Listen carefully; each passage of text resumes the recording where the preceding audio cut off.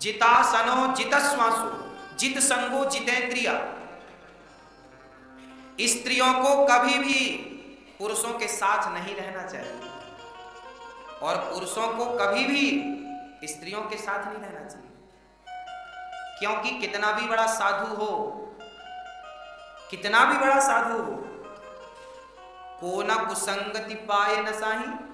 कुसंग पाकर किसकी बुद्धि नहीं बिगड़ गई? नाम तो बताओ। इसलिए भागवत में ये लिखा है, मात्रा स्वस्त्रा दुहित्रा वा ना विविक्ता सनो भवेत बलवान इंद्रियग्रामो विद्वान समपि कर्षति।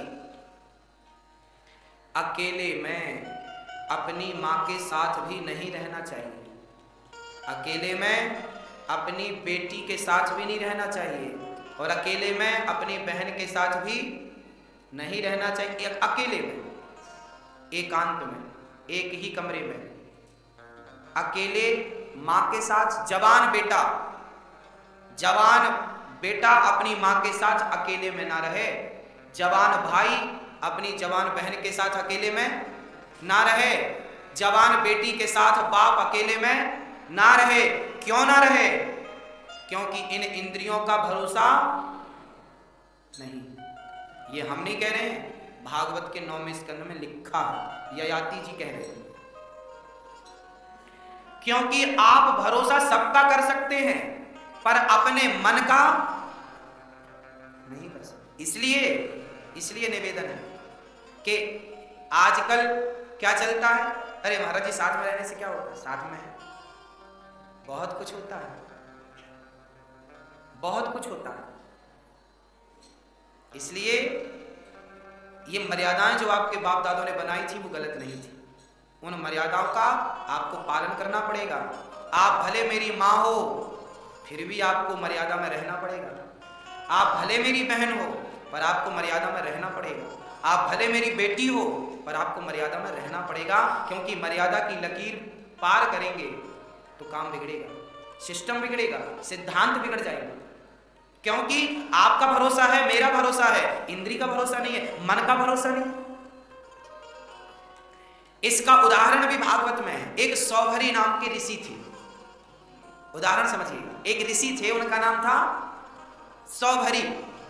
वो नदी में खड़े होकर तप कर रहे थे, नदी में, और सालों बीत गए। राम राम राम राम नारायण नारायण जपते जपते कितना सालों बीत गए। कहां खड़े थे? पानी में। एक दिन सौभरी ऋषि ने देखा कि पानी में एक मछली मत्स्य के साथ क्रिया कर रही थी। मछली अपने मत्स्य के साथ रमण कर रही थी। तो बाबा जी ने मछली को देखा। मछली को देखते ही उनके अंदर काम वासना जाग गई। फिर उन्होंने 50 शादियां की, लिखा है। कितनी शादी की? 50। बाबा जी, आप इंद्रियों का भरोसा ना करिए। वो लोग बहुत ठगे होते हैं जो अपने इंद्रियों का भरोसा करते हैं। मत करिए भरोसा, अपने मन पे भरोसा। ये मन तुम्हें मिट्टी में मिलाएगा। ये मन का भरोसा, ये बहुत धोखेबाज आदमी है। कौन? मन। ये इसका भरोसा ना करना कभी। ये कब क्या हरकत करा दे, ये कब क्या करा दे, ये बड़ा निकम्मा, ये बड़ा दुष्ट है मन मेरा। सौभरी जी ने 50 शादियां करी। उसके बाद उनके अंदर वैराग्य हुआ। फिर सब छोड़ छाड़ के भगवान की भक्ति में लगे। अंत में उन्हें भगवान मिले, पर बीच में शुरुआत तो अच्छी थी, अंत भी अच्छा हुआ, बीच में थोड़ा सिस्टम बिगड़ गया। किस लिए बिगड़ा? एक मछली को देखने से बिगड़ गया। तो बड़े बड़े लोगों की बुद्धियां बिगड़ जाती हैं देखने। इसलिए हम लोग कथा में कहते हैं कि हमारी बहनों को अच्छे से कपड़े पहनना चाहिए। कई बार बहनों को बुरा भी लगता, बाबा जी आप क्या कह रहे हो, कपड़ों से क्या लेना देना। नहीं, तुम ठीक हो बेटा अपनी जगह, तुम ठीक हो, तुम्हारा कुछ नहीं बिगड़ेगा, पर तुम्हें जो देखेगा उसका बिगड़ेगा, तुम्हारा नहीं बिगड़ेगा। तुम तो कुछ भी पहन लो, तुम्हारा नहीं बिगड़ेगा। जो तुम्हें देखेगा, साधु की साधुता बिगड़ सकती है तुम्हें देख के, साधु की साधुता बिगड़ सकती है तुम्हें देख के, क्योंकि इंद्रियां बड़ी प्रबल है। क्योंकि मन कंट्रोल के बाहर है।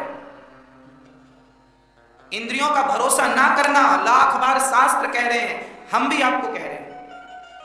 इसलिए शादियां होती थी कि अपने पत्नी के साथ रहो, अपने पति के साथ रहो। इसलिए हमारे भगवान गृहस्थ थे, राम जी गृहस्थ थे, कृष्ण जी गृहस्थ थे, स्वयं गुरु जी वशिष्ठ जी गृहस्थ थे, क्योंकि पत्नी के साथ आप रहेंगे तो आपकी इंद्रियां कंट्रोल रहेंगी, फिर आपको परेशान नहीं करेंगी।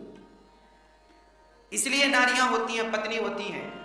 पुरुष अपनी पत्नी के साथ रहे, पत्नी अपने पति के साथ रहे, खुश रहो। इसलिए ये रिश्ते बनाए गए हैं, शादी करी गई है, पति पत्नी है, प्यारा रिश्ता है।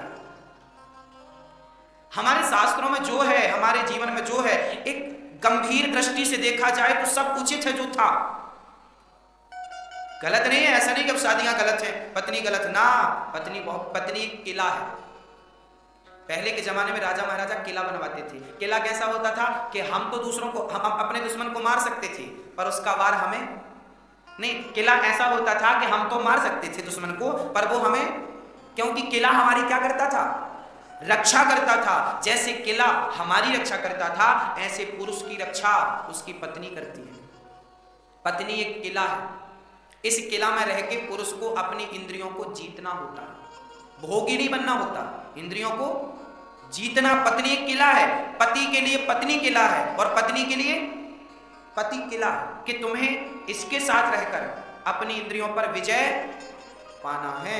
इंद्रियों पर विजय पा गए तो भवसागर पार है, और नहीं पा सके तो फिर जन्म फिर मृत्यु, फिर जन्म फिर मृत्यु। ये पुनरपि जननम पुनरपि मरणम का एक चक्र है, कुचक्र, जन्म मृत्यु जन्म। इसलिए कहते हैं भज गोविंदम भज गोविंदम गोविंदम भज। यदि मन नहीं बिगड़ा किसी का तो फिर आप बढ़िया है, राम राम जपते रहिए। ये तो मन बिगड़ने की बातें मैंने बोली, ना बिगड़े तो बहुत अच्छा।